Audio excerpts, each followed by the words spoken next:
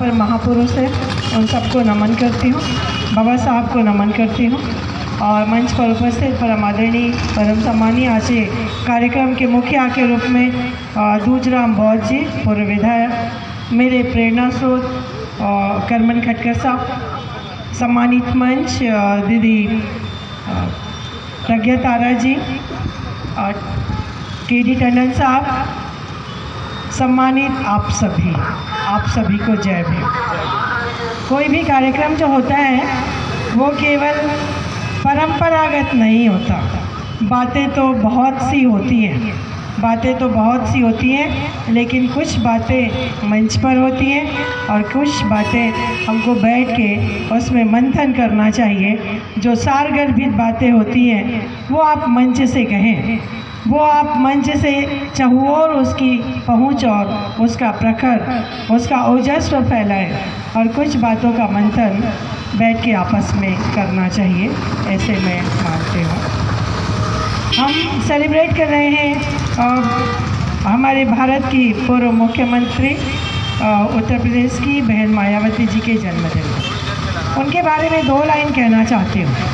2 line से उनके व्यक्तित्व को बताना चाहूँगी, क्योंकि उनकी गाथा तो इतनी लंबी है और हम सब बहुत सारी चीज़ों से भली भांति परिचित है कि गमों की आँच में आंसू उबाल कर देखिए, गमों की आँच में आंसू उबाल कर देखिए, जमेगा रंग किसी पर डालकर देखिए। आपके दिल की चुभन होगी कुछ कम, किसी गैर के पाँव से कांटा निकाल कर देखिए, कुछ ऐसे ही व्यक्तित्व की धनी, ऐसे समाज की बेटी जहाँ पर बोलने का हक ही नहीं है। आज तो हम बड़ी बातें करते हैं, बहुत ओजस्व है, बहुत पावर है, बहुत क्रांति समा गई है हम सबको, क्योंकि अधिकार मिला, वो मंच मिला, वो प्लेटफॉर्म मिला, तो हम अपनी बात कहते हैं। लेकिन ये अधिकार कैसे मिला, ये मंच कैसे मिला, इस प्लेटफॉर्म तक हमको पहुंचाया कैसे गया, हम कहाँ थे और कहाँ पर आ गए, उस पीड़ा का एहसास बहुत ज़रूरी है और हम सबको एहसास है। हम जब यहाँ जितने भी लोग यहाँ पर बैठे, जिंदा होना केवल सांस लेने की निशानी नहीं होती, आपकी सक्रियता जो आप यहाँ बैठे हैं असल मायने में वही जीवित है। रक्त संचार। सुन लो, मैं कोई कहानी नहीं बोलना चाहूँगी, मैं यहाँ पर सिर्फ हकीकत बोलने के लिए आई हूँ।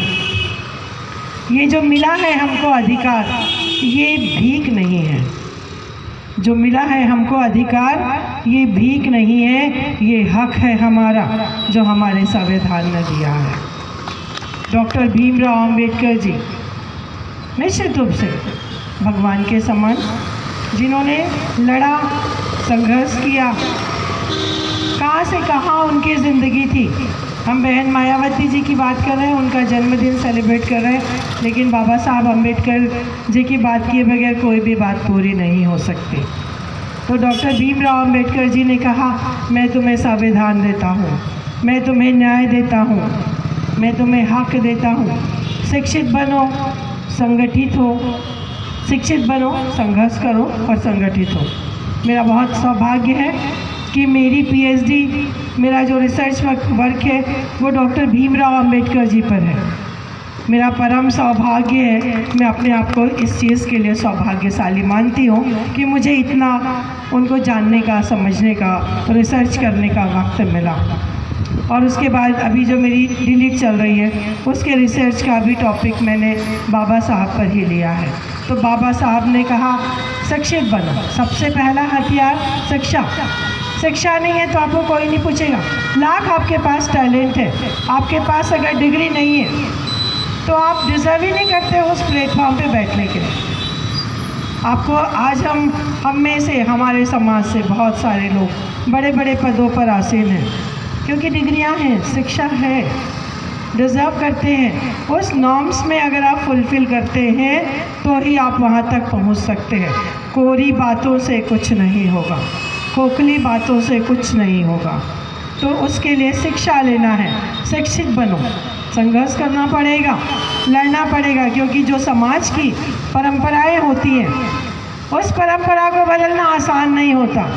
आप छोटी सी चीज़ के लिए कोशिश करिए, जो चल रहा है समाज में उसको बदलने के लिए बहुत लड़ना पड़ता है। पहले तो खुद को मिसाल बनाना पड़ेगा, और जब आप खुद को मिसाल बना के साबित करेंगे। मैं बड़े बड़े कैंप्स करवाती हूँ, मेरा सौभाग्य है कि मैं कॉलेज और स्कूल की डायरेक्टर भी हूँ और मैं सुप्रीम और हाई कोर्ट की एडवोकेट भी हूँ।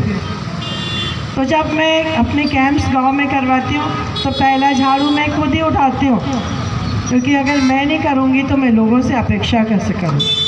तो बाबा साहब ने वो बीड़ा उठाया, तो उन्होंने कहा शिक्षित बनिए, संघर्ष कीजिए और एकजुट हो जाइए, और जब ये आप करेंगे तभी आप कुछ कर पाएंगे, अपने आप को साबित कर पाएंगे। कुछ बातें मंच पर कही जानी चाहिए, और जो मैं महसूस करती हूँ, फिर से क्षमा चाहती हूँ, कुछ बातें मंच पर कहनी चाहिए, कुछ बातें मंच पर नहीं कहनी चाहिए। तो वो उन्होंने हमेशा ये आह्वान दिया, ये हमारी बड़ाई है, हमारा बड़प्पन है। बाबा साहब ने संविधान दिया, पूरे विश्व में हमारा संविधान इकलौता ऐसा संविधान है जिसकी दूसरे संविधान से तुलना ही नहीं की जा सकती। विश्व का सर्वश्रेष्ठ संविधान, और उसके लिए उन्होंने अपने प्राणों की आहुति दे दी।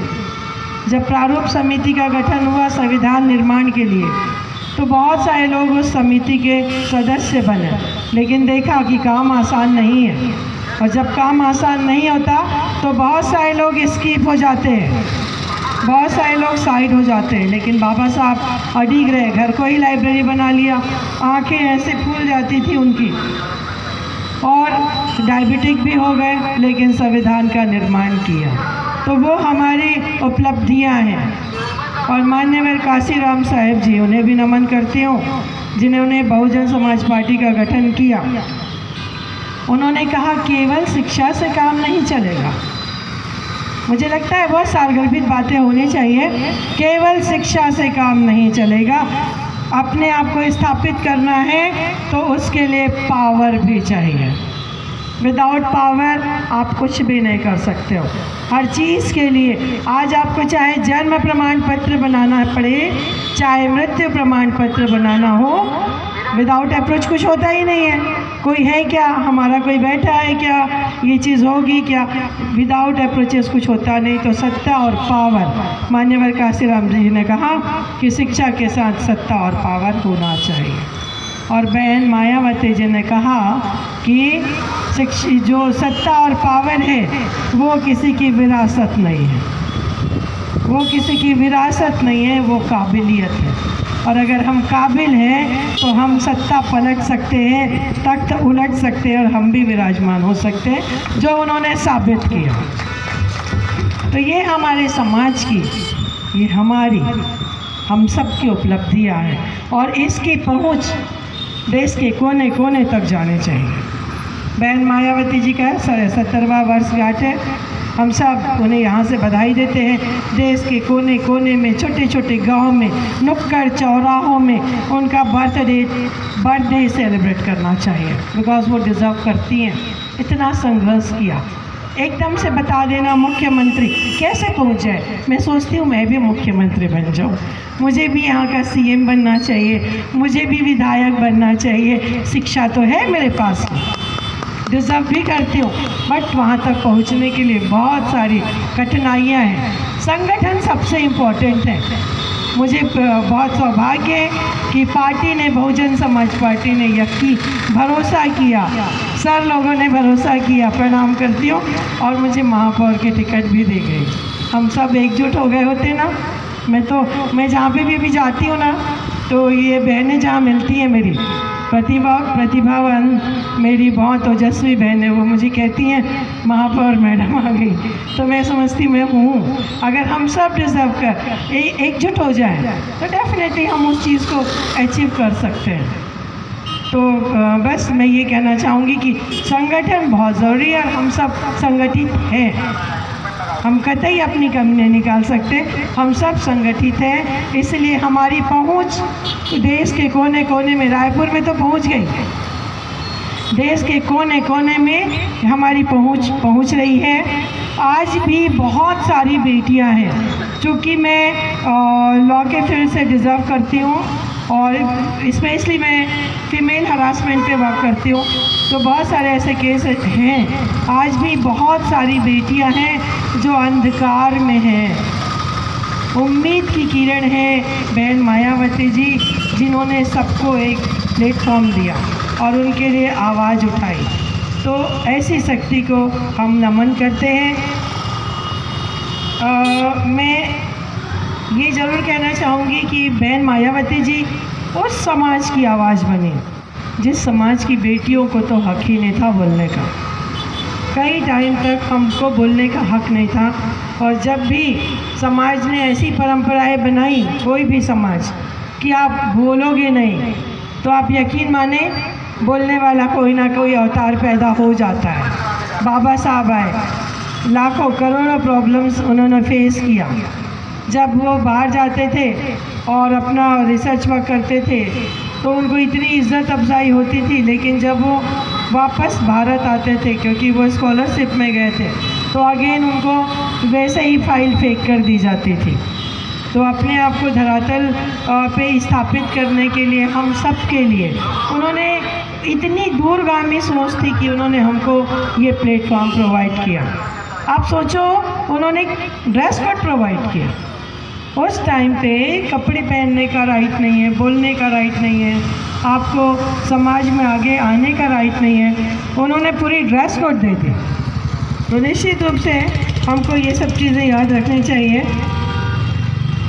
मैंने देखा है बहुत सारे लोग, यहाँ पर बात चल रही थी, बहुत सारे लोग अंधे में वोट देते हैं। मतदान का हक है, हमारे संविधान ने मतदान का हक दिया, सबसे बड़ा राइट। आप पूरा सत्ता बदल सकते हैं। हाँ, अभी आदरणीय वक्तागण ने कहा कि भाई वो उत्तर प्रदेश में फिर से सीएम बने, यहाँ पे भी तो बन सकते हैं ना। आप में से बहुत सारे लोग डिज़र्व करते हैं। वो भाई ने बहुत क्रांतिकारी भाषण दिया, सबके रक्त में वो चीज़ दौड़ रही है, तो सब जगह कोशिश करें। तो जब आप मतदान